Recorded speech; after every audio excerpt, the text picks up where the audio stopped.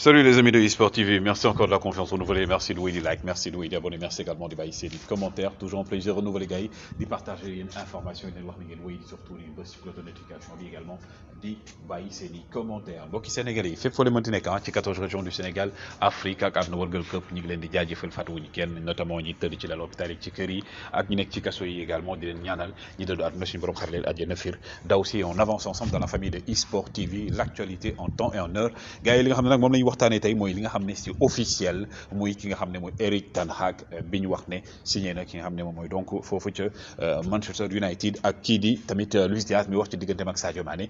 Roberto Carlos annoncé ne Mbappé day ñëw Real de Madrid ak Cristiano Ronaldo message bu émouvant bi nga xam ne adressé na ko supporter waa Liverpool mais avant gars yi dañuy commencé ak VAR bi comme je l'ai dit donc tey si vidéo yi di ngeen gis ñu commencé ak question réponse yi mais dama leen di fàttali benn anecdote boo xam ne aujourd'hui gars yi pour ñuy dàqu koor un peu lii dafa xewoon jamono joo xam ne joueur bi ngeen waaj a gis c'est un joueur de l'équipe nationale du Sénégal Mister De Galon moom mooy Mister De Galon le capitaine emblématique ou l'un des capitaines emblématiques de l'équipe nationale du Sénégal mooy ki nga xam ne nag mooy Cheikhou Kouyaté li West Ham la woon donc gardien de but bi Adrian moo jaawale bopp Cheikhou Kouyaté ak bal bi donc gis ngeen na moom carrément lii moom gag bu garaaw la xam naa ne jour bi moom sonaloon na suñu capitaine bi quoi Cheikhou Kouyaté nga xam ne un défenseur rigoureux la mais xam naa ne waa ji xaw ma dafa tiit xaw ma bal bee gaaw xaw ma nu mu demee mais bopp Cheikhou Kouyaté bi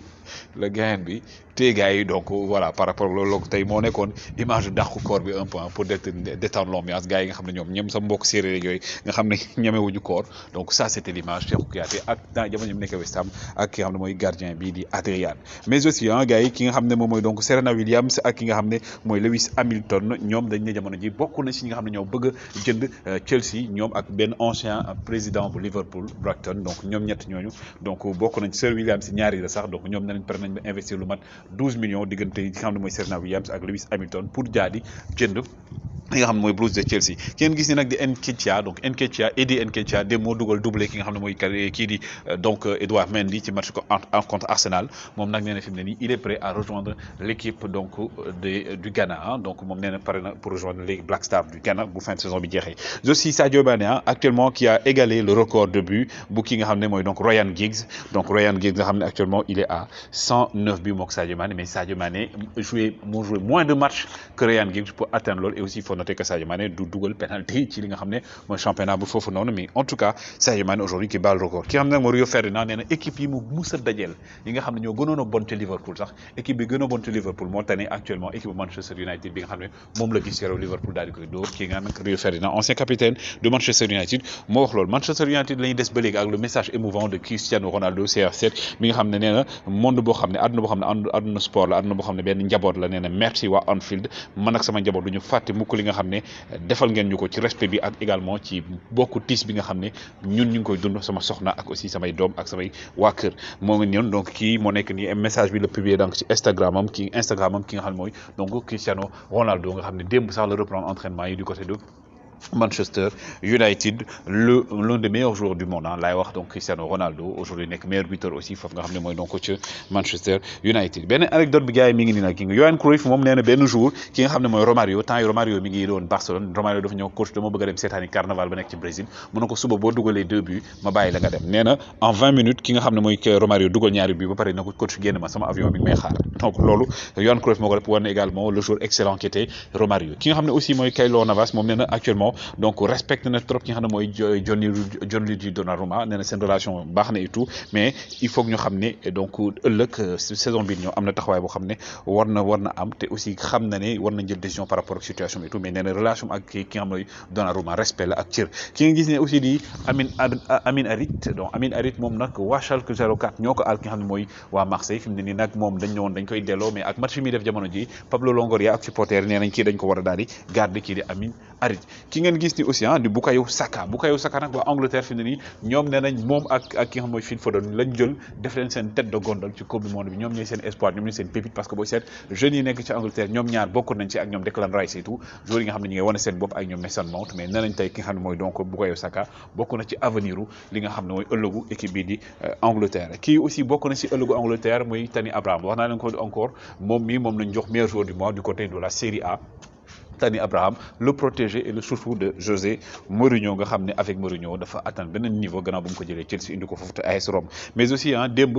ki nga xam ne mooy donc waa Juventus de Turin ñoo dóor Fiorentina 2-0 tax na nag Juventus de Turin moom mooy jouer finale Coupe d'Italie moom ak l'Inter de Milan donc loolu match bu nar a neex la doon nga xam ne nag mooy donc kii di Vlahovic contre donc Lautaro Martinez loolu gars yi war ngeen ko xaar mais aussi du côté de Torino l'attaquant de Torino actuellement moom il est plutôt courtisé par équipe bi nga xam ne moom West Ham également teg na ko par ci table bi ngir daal di jëndi Belotti mi nga xam ne moom contrat am jeex na du côté de Torino l'attaquant italien West Ham daal mi ngi si mais tamit ñu ngi wax ay Newcastle ak yeneen équipe pendant ce temps ki nga xam ne mooy Isco dem na gars yi ba mu duggee waa Osasuna dañ ko tuddee woon Isco King Burger lañ ko tuddee King Burger maanaam moom dañ ne moom ñu xam rek Isco waaw moo nga dafa pata dafa jël poids et tout loolu la ko waa Osasuna di tooñee parce que Isco nekkoon na révélation gars yëpp yaakaar nañ jamono dina egg benn stade mais malheureusement on ne sait pas ce qui se passe avec Isco moo tax ñu tuddee ko Burger King mais aussi il faut noter que ne waa Real de Madrid supporter Real de Madrid 4 points moo ko dese pour mu jël championnat Espagne 4 points boo amee 4 points rek day jël championnat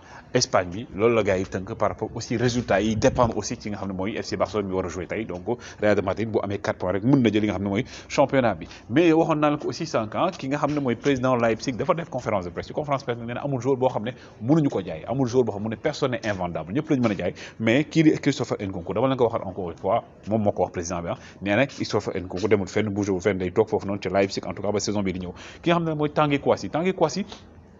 pour man booy bi perte la parce que Tanguy Kouassi dafa nekkoon équipe bi ñu naan Paris Saint-Germain commencé woon bokk ci jeune pépite yi Paris Saint-Germain bokk ko prolongé contrat proposé ko mu daal di dem Bayern mais malheureusement moom demee Bayern réussir ko Bayern nag fi mu ne dañ koy abale dañuy abale donc joueur bi nga xam ne mooy Tanguy Kouassi eux aussi officiellement gars c'est officiel Eric Ten Hag mooy nouveau entraîneur de Manchester United annoncé na ko def na première déclaration nee na moom ce sera un honneur pour mu ñëw yor Manchester United Ten Hag nag contrat la signé ba 2025 avec une option d'une année supplémentaire maanaam 2025 la bu baaxee mën nañu ko yoxoo benn année supplémentaire moom mi nga xam ne aujourd'hui objectif am mooy egg ak Manchester fi benn projet bi ak benn niveau mu egg nee nag li ko desee mooy ca Ajax mu desee 3 matchs yu ko desee mu daal di koy eggale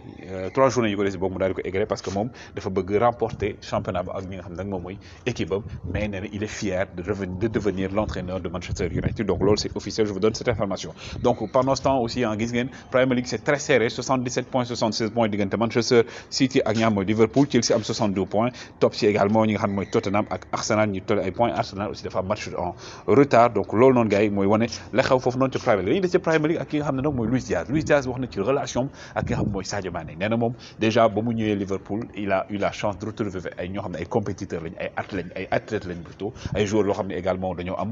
mën football nee na Sadio Mané aussi bokk na ci joueurs yoo xam ne tey il s'entend très bien avec Sadio Mané c'est un joueur boo xam ne mën na football joueur boo xam ne déggoo nañ ci terrain bi ñu ngi commencé nank-nank di retrouver seen i repères et que tey il se sent bien au niveau de Liverpool bëgg na aussi moom def carrière au niveau de Liverpool parce que aussi Jürgen Klopp mi ko fa indi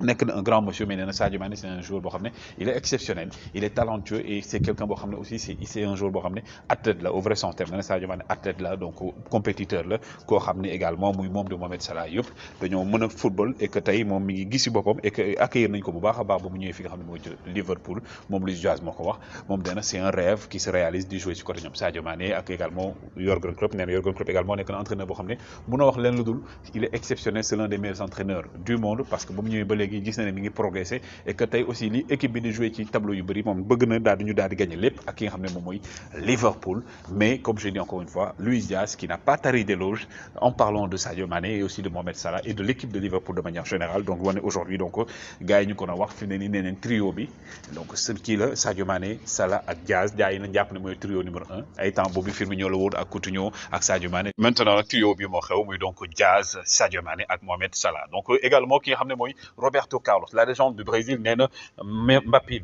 Mbappé vient alors Roberto Carlos donc nag démb ba match bi jeexee diggante Osasuna ak Real de Madrid la ko gars yi laaj ne ko mais Mbappé day ñëw wala du ñëw mu ne Mbappé day ñëw donc loolu di Roberto Carlos moo joxe confirmation boobu noonu nag par rapport ak vidéo bi donc image baa ngi nii sax ma jël leen ko ci image vidéo bi donc mi ngi nii mu ne Mbappé al Madrid confirmado loolu la ko waa ji wax mu ne bien mu ne bien mooy il vient donc loolu la Roberto Carlos daal di tontu bien nee na Mbappé il vient donc loolu la wax donc mun nañ jàpp ne donc actuellement donc Kylian Mbappé day dem Real de Madrid bu fekkee ne wax nañ ci li nga xam ne mooy information yi Roberto Carlos joxe donc maillot bi gars yi moom la ñëpp di xaar xam naa supporter madrilène moom dinañ kontaan gis Mbappé mu jouer du côté de du Real de Madrid ak Karim Benzema en tout cas mi ngi nii image boo xam ne gars yi ko illustré di wax ni Kylian Mbappé sera probablement un joueur du Real de Madrid saison prochaine donc dina mettre ci joueur de Paris Saint-Germain ak supporter Paris Saint-Germain mais loolu le football c'est comme ça parfois da ngay jóge ci benn équipe dem ci benn équipe donc c'est comme ça que ça se passe donc en tout cas les gars information yi noonu donc sachez que donc Ten Hag entraîneur donc de Manchester United Sadio Mané aujourd'hui adulé par Luis Diaz Roberto Carlos qui annonce Mbappé du côté du Real de Madrid ak ki nga xam donc mooy Cristiano Ronaldo mi wax ne donc il remercie les supporters de Liverpool. Les gars, c'était toujours un plaisir de vous donner les informations. Woy leen di like, woy leen di abonner. Ça se passe toujours sur la magie de eSport TV, gars. Dia